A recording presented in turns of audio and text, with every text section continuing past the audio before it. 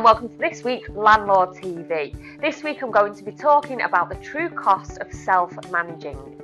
So we've had a landlord recently who passed his property over to us, and then he thought that he might like to self-manage. Now often some landlords can think that they can do this because it may be cheaper and it may cost them a lot less and it's easy, when in fact it isn't, especially if you don't live close to the property. So the issues with self-managing are things such as you don't know all the legal rules and regulations, you may think that you do, and then something may happen. And tenants are very savvy these days, they do read up on things, and there are such websites as Shelter that do give them advice. And something may happen, you're not legally trained or you're not properly trained in the letting sector, and you make a wrong move, and it can mean ultimately that your section 21 becomes null and void and you can't remove the tenant from the property. And the second thing is ensuring that you have the time.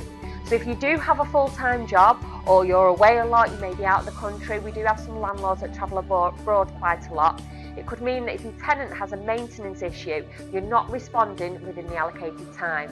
And as you know, the law has changed and you now have 48 hours to respond to a tenant's maintenance request and to let them know what you're going to do about the issue. And of course, if it is an urgent matter, such as loss of heat, loss of water or loss of power, you should be responding within the first 24 hours.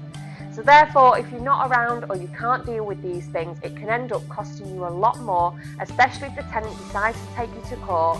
It could cost you a lot more in the long run than it is at the management fee. Also, it's the time aspect. Do you really have the time to be collecting the rent every month, finding out if the tenant has paid it, and if indeed they are in arrears or they haven't paid, having the time to chase them? So do bear this in mind. You may think it's cheaper to self-manage, but is it really in the long run? And that's all for this week.